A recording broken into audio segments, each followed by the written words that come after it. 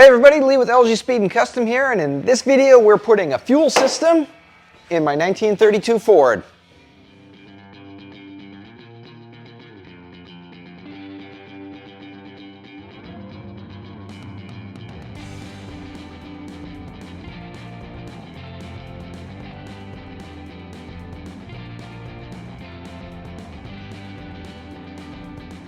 So in the last video, we did the pedal assembly, clutch linkage, plumbed all the brake lines, bled everything, plumbed all these lines.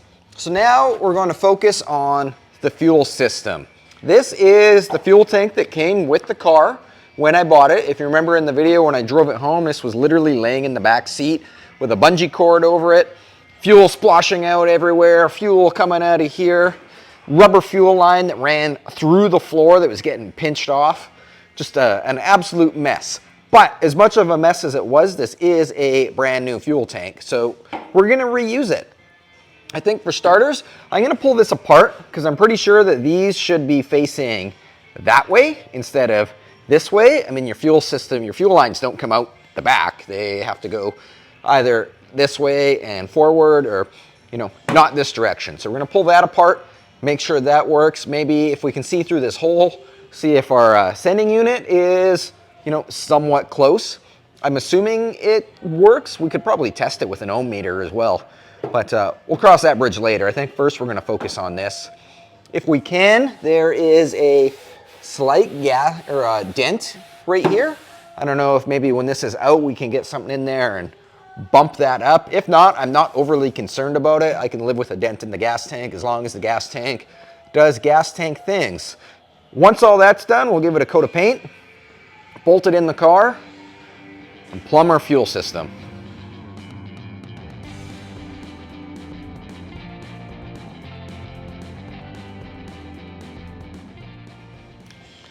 So this is just held in with a couple Phillips screws. So we'll just quickly blast that out. We've got, one's gonna be a fuel pickup, one's gonna be a vent, and then the third one is a return line, which we don't even need. That's for like a fuel injection system. Because this is a new aftermarket tank, I'm assuming that whoever bought it just got any old pickup tube that they thought would work. And it just so happened to have a return line in it. So we could use either one of these as a return or as a fuel pickup, and then that one is a vent. So does that fit this way? It sure does. Sometimes these screws they're like index, they only go in a certain way. But this looks like it'll work fine that way. You know what? I think I'm just going to pull all this apart because then when we go to paint it, we don't have to mask any of it. And this is faster than actually masking it as well. Plus, it'll give it a better job. I don't have a fuel gauge yet, so while this is apart, we'll test it for ohms. I don't know why it doesn't want to come out. Oh, there we go. We'll test it for ohms, and then we can figure out what gauge we need. Fuel gauges work on an ohm reading, and there is 3 popular ohm styles. You know what? This one might even say on it.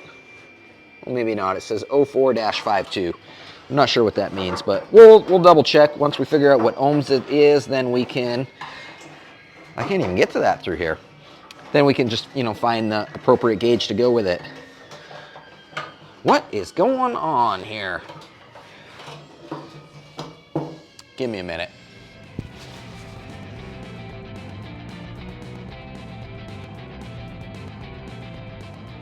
Well, I've tried a couple different techniques to pop this dent out, including I took this mangled up old tie rod, stuffed it in there, and tried to poke up on here. I went through this hole and this hole.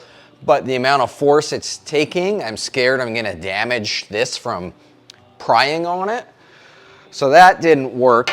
I tried a couple different bars like that. So then I thought, this would be perfect for like if I welded a couple studs to it, but I'm not super into the idea of welding studs on a tank that just had gas in it recently. So here we are. I think I'm just gonna fill it because, you know, it's not that big. Where's my straight edge? I don't know where my straight edge went, but it's not that big of a dent. And like, I'm almost at the point where I would probably just leave it and it'd be fine. But body filler's right there. We might as well. It'll take, you know, half an hour. So we'll fill that with some body filler, sand it smooth, shoot a little primer on there. We'll scuff the rest of this and paint it black and put it back. First thing I'm gonna do is, I got a little bit of 36 grit on here. So we'll clean the paint off and rough that up so that the body filler sticks. Body filler needs good adhesion, so they always recommend, like, you know, 40 grit or whatever to get it in there. So we'll clean the paint off here.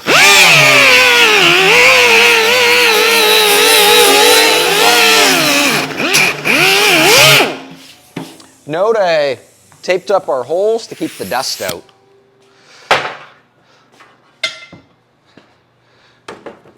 So we'll mix up some of this and make her smooth.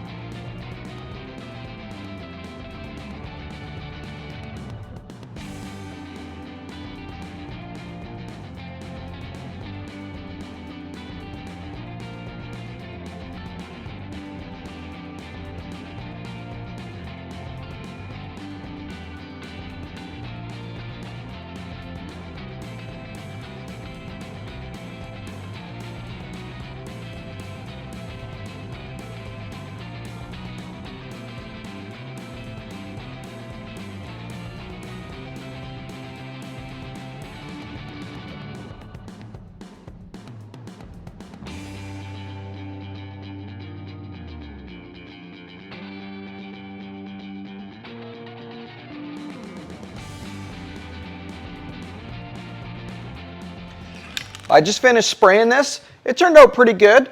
There's another little ding right here that I never noticed, but whatever. If you're curious what I painted this with, just Krylon semi-gloss. I use rattle can primer and rattle can paint. And you know what? I know that the gas, when I fill this up and it spills on the side, I know it's gonna eat away at it.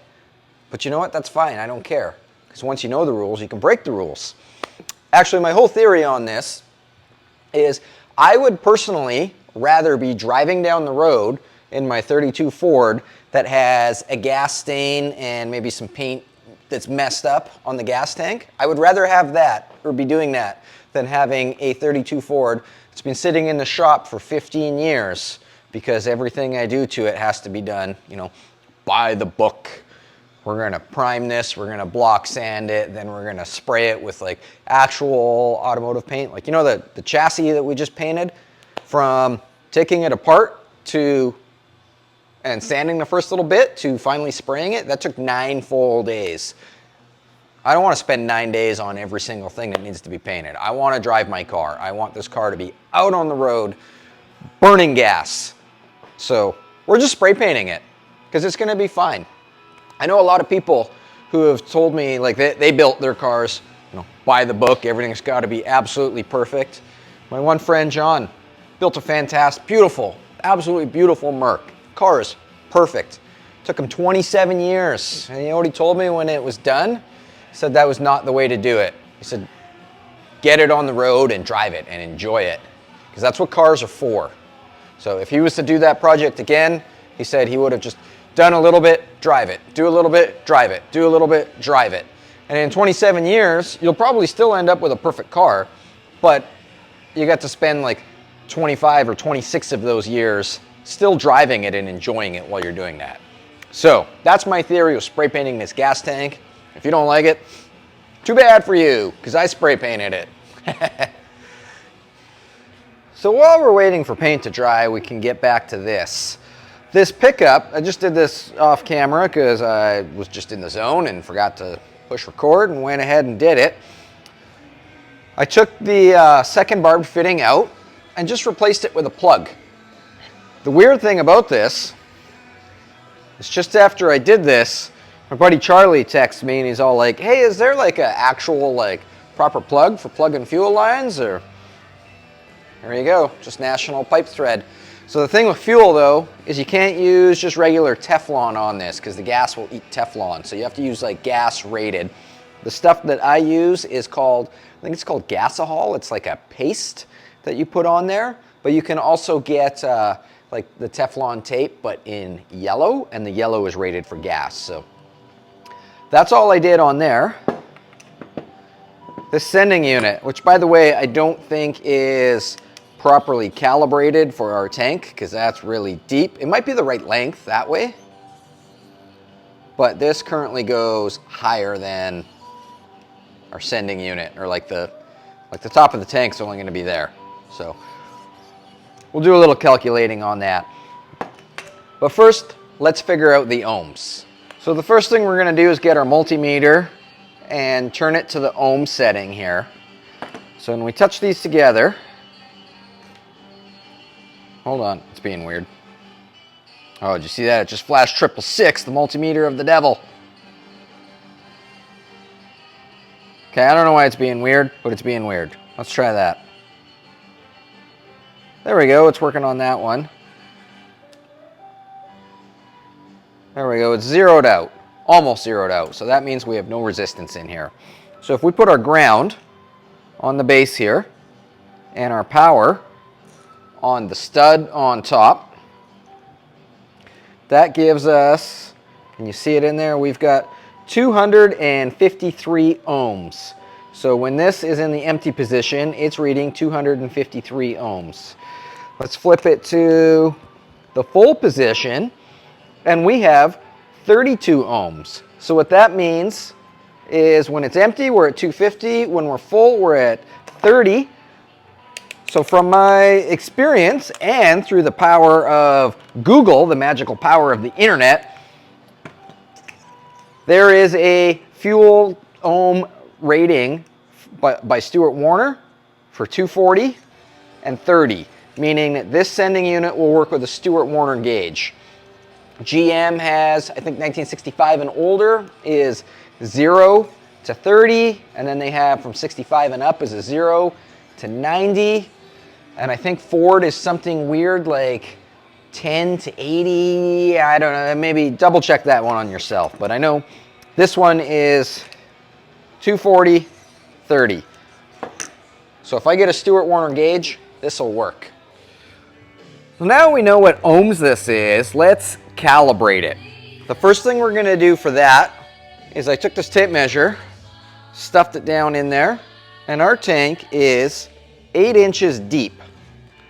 Once I determined the depth, I came over here and I made a mark at 8 inches. So now we've got our line at 8 inches. Basically, this is going to simulate our gas tank. Our float is going to go in from the top and bolt to the top of the tank right here. Now we can cycle our float. So the way it's set up right now, when this bottoms out, it's way over here, but the bottom of our tank is here, meaning this is only going to bottom out to there, which is going to give us a false reading. It's going to think that our tank, when it's on empty, still has a quarter tank, which is not good. Same thing on the other side. When we go up to the top of the tank, this should be a full tank. However, our float goes way past that. So when the tank is full, our gauge is only going to read 3/4. So this is all adjustable, and that's how we can dial this in and calibrate it for here. These little screws right here, you can loosen them off and slide this little rheostat assembly up and down. When you buy the new aftermarket gauges, they give you like a little formula to figure it out, but it's pretty simple to do. Really, all you need is like this pivot point right in there. You want that to basically be in the center so that it's pivoting from the center of your tank. Once you've got that in the center, you can unsnap this little rod right here and shorten this up. As you shorten it up, its stroke is going to get smaller, So you just shorten it up until when this is bottomed out all the way, the float is at the bottom of the tank, and when it's all the way up, your float is at the top of the tank.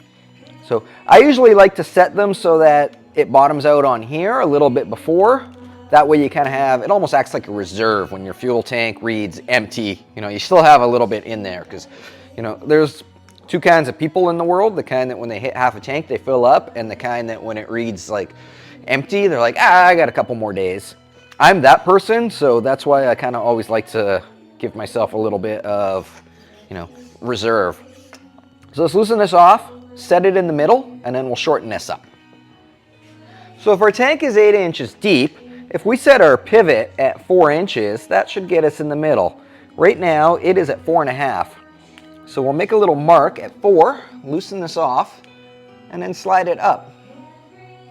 I'm using a purple Sharpie because I discovered when I went to buy Sharpies recently, a 12-pack of black Sharpies, I think was, you know, 15 bucks or something, but a 24-pack of purple Sharpies was like $12. So I am confident enough in my masculinity to use purple and save a couple bucks.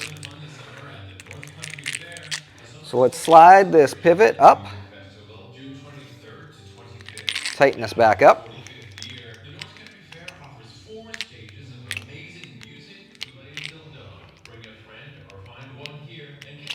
We can also, remember how I had a hard time getting this out? We can also just sink that off to make it a little easier. Now, let's unclip this, set that back up. I'm going to see if I can find something to balance that on, maybe.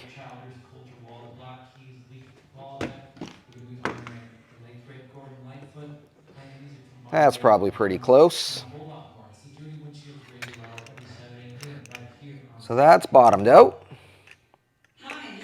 which would give us a mark about there. Now let's go all the way up. And yeah, our mark is in the same spot again. So we'll zing that off right there. Slide that back in, click it into place, and we should be calibrated.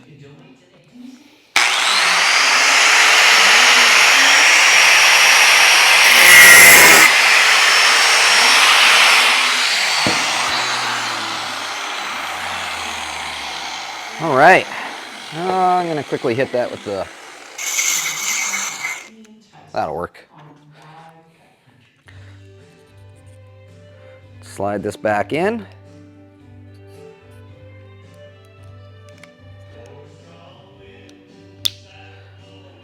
All right, let's mock this up again. I'm gonna turn my float this way. All right, we're a little bit low still, so we might be able to shorten it a little more. We're a little bit high. Let's take another 1/4 inch off.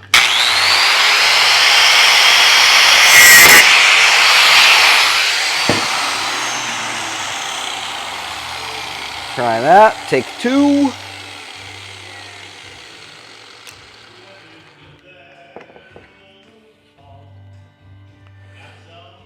Okay, yeah, we're a little bit low still. We might have to take a little more off. Well, we can go up a bit. I'm going to shorten it just a tiny bit more. I'd rather have it end right about there. All right, I trimmed about another 1/2 inch off it. Well, that much to be exact. And we're pretty good now. That's empty. That's full. It stops a little bit shy of full, but that's fine. You know, I guess it'll just be one of those tanks that when you fill it on full, it'll sit on the full mark for a couple miles. I think we're calibrated now. Let's put this back together.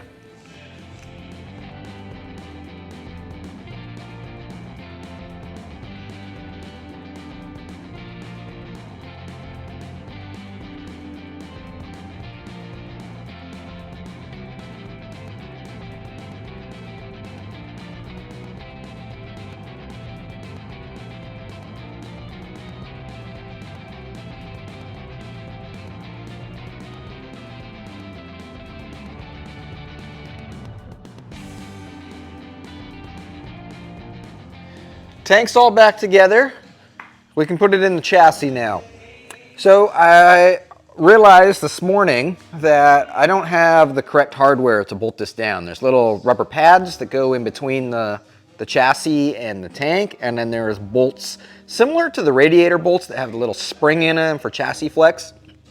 So I got those on order, but in the meantime we can still put the tank in. I put some masking tape on here to protect the paint a little bit, and we'll just bolt the tank in with regular bolts for now, and then we can still run our fuel line, and when the correct bolts come in we can just swap them out at that point. I got a couple bolts sitting here.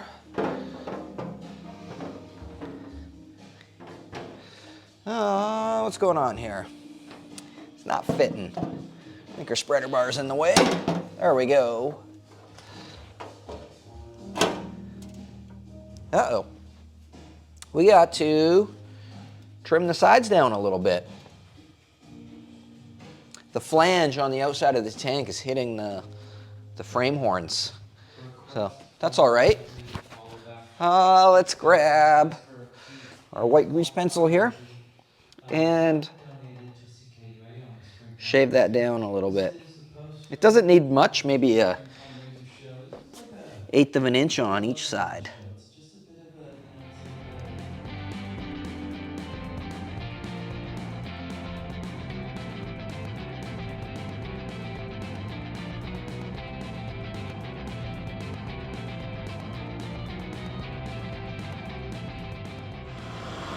You know what that is? The first paint chip. Not a big deal, we can touch that up. Just finished grinding that down. Let's give it a test fit, and if it fits, then we'll touch up the paint. There's bare metal there. We'll touch that up. But I want to make sure it fits first, in case we got to shave it down a little more.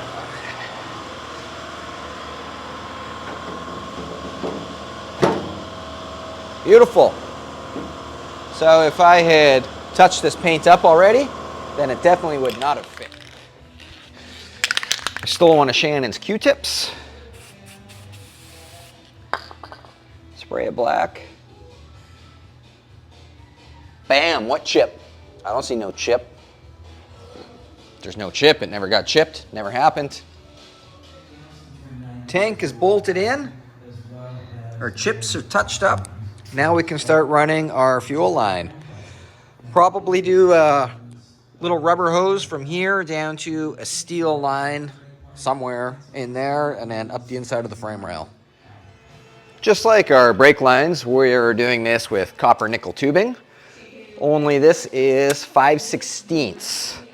I've kind of come up with a rough layout of what I want to do and did a little measurement, and we need 100 inches for our main fuel line here. Come on, get through there. This guy, I don't know if I've talked about this before, tubing straightener, because when you buy tubing it comes in a roll like that, and this, as you can see, straightens it out. This is the best tool in the shop. Okay, there's 8 feet there. You know what, let's just go 9 feet. We'll use it up.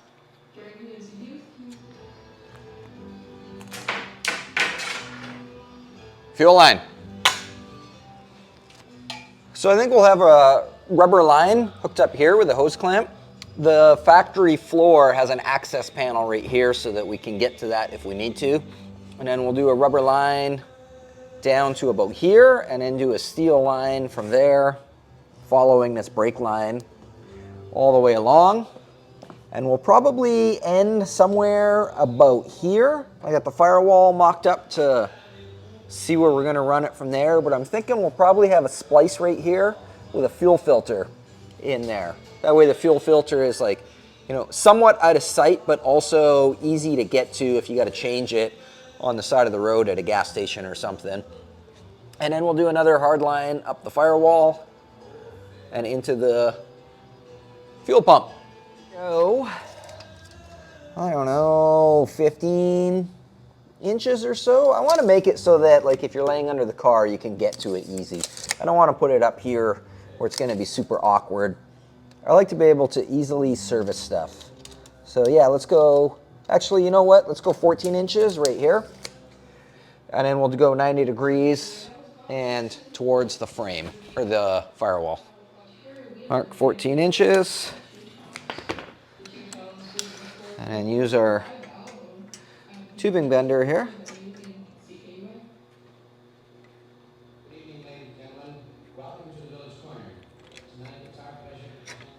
Cool. See how that fits.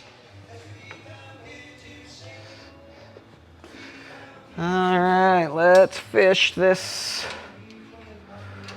through there.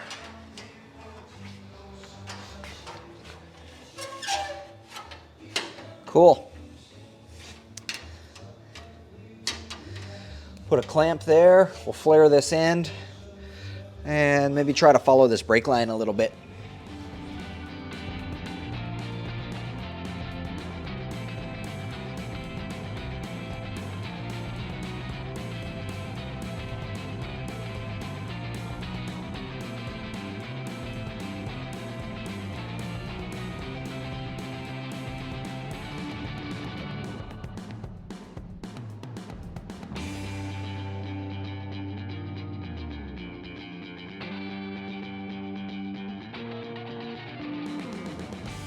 Our fuel line's all plumbed. I ended it right here with the idea that we can do a little hose and maybe hide the fuel filter behind this dog leg. I don't know. We'll worry about this after the firewall's painted, and then we can, like, you know, do it once and just leave it in there. But the rest is done. I basically just followed the brake line all the way along. This end here, it kicks out a little bit so that you can get your fingers on there. And my little trick for when I'm going to put a rubber fuel hose on a line, I flared it, but I didn't do the double flare. I just did, like, you know how you got the pointy piece that goes in and you suck it up and then you use the cone. I did not use the cone. I only used, I'll just show you what I did over here. Just this part. I just stuffed that part in there, and it gives it a nice little flare so that you can slide a hose over it and put a hose clamp on it and not worry about it sliding off again. So we'll do a rubber hose now. So this is some fuel rated hose, and these are, I like to use these hose clamps. They're fuel injection style hose clamps, and I know they're not period correct, but they're not pieces of crap like gear clamps that just strip right out, or thumbnail clamps, which are really hard to get and is completely unnecessary back here where nobody's ever going to see it. So we'll slide that on, stuff that guy on there, and snug this end up. And then this far end over here, we'll run our hose about like that. Take the Marty snips. These things are amazing. And bam, how about right there? Put our clamp on. When you put your clamps on, make sure that they are in a way where you can access the end later. We know that there's an access panel in the floor, so if we ever have to get this end out, we can get to it through that panel. And yeah, there we go. I might kick this up just a little bit so that it doesn't bounce on there. Oh, hi Shannon. Shannon's lurking in the background. Okay. That should be okay, I think. I think the body's going to sit about here, so we might be able to maybe tie this off once the body's on a little nicer. And there we have it. Our fuel line is plumbed. So like I was just saying, once the body goes on and I know exactly where it's going to sit, I can maybe secure this in a little better spot. And we still have to run a vent line, but I want to wait until the body is pretty much ready to go on for that. So we're almost ready to put the body on, except for, you know, one of the steps I've been avoiding for a while now. Firewall. before we put the body on, we should probably finish the firewall. So the sun is out, so I think that's a great opportunity to take this outside, set it up on a stand, and hammer it with some polyester surfacer, because it's really hard to tell in the video, but this is so heavily pitted. So we'll blast a whole bunch of polyester surfacer on there and then block sand it out, and hopefully it, you know, smooths out a bit. My other thought, and give me your opinion on this, although by the time you guys see this, it'll probably be done already. I did have like a little, for 5 minutes one day, I thought it'd be cool to do a tuck and roll firewall. So, I don't know. That'd be, maybe if this firewall was like beyond repair, like if it was destroyed, we could do that, but probably just paint it Wimbledon white.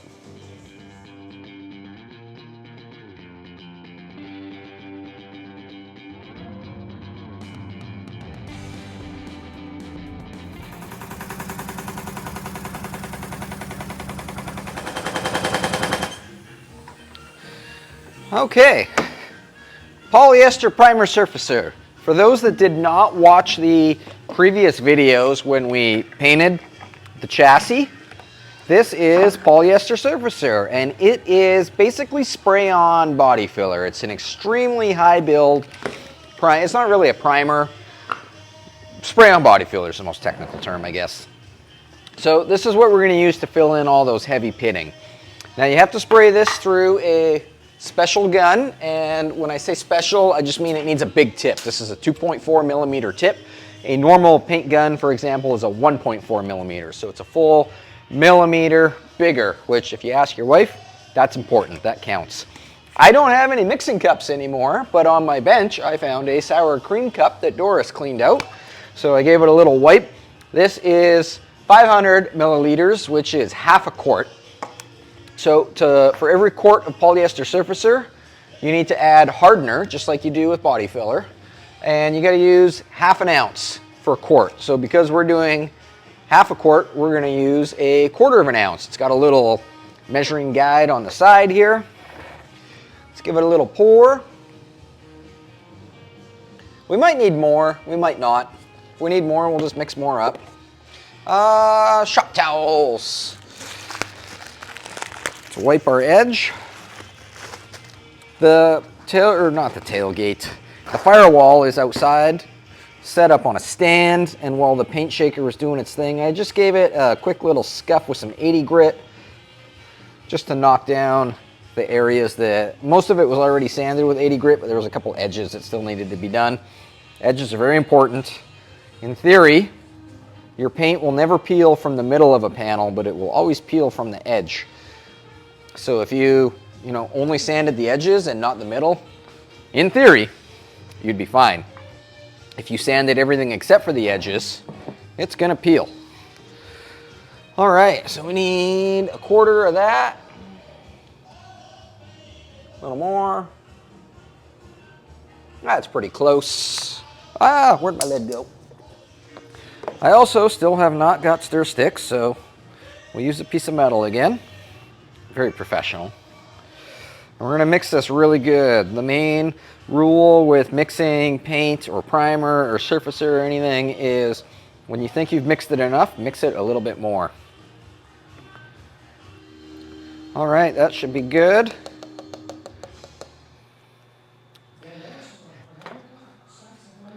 Pour this in our gun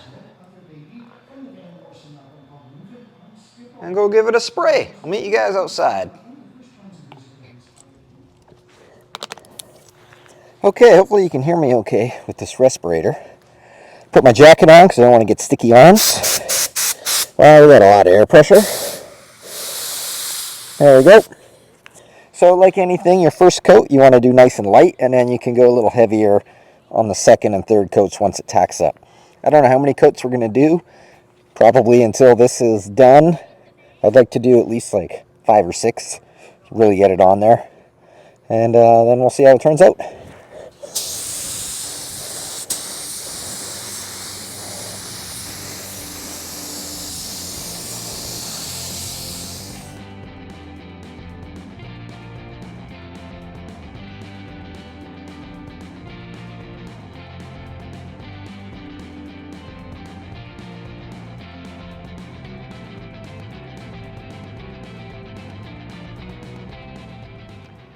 All right, we got some good heavy coats on there. I don't know if it's enough to fill all the pits, but it's worth a try.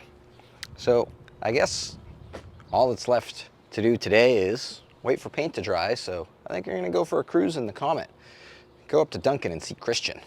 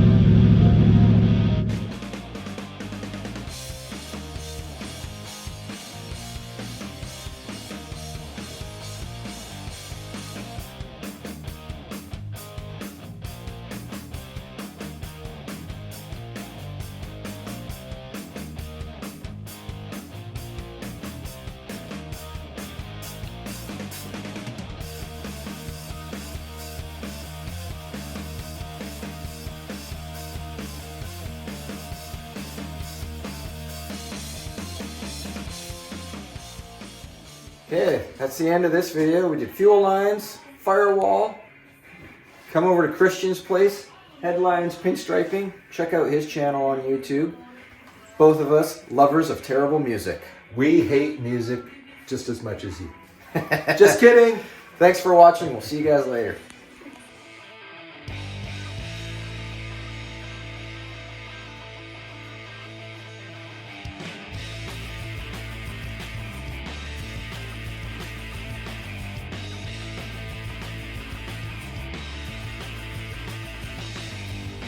Don't look at me, I'm not the chosen one.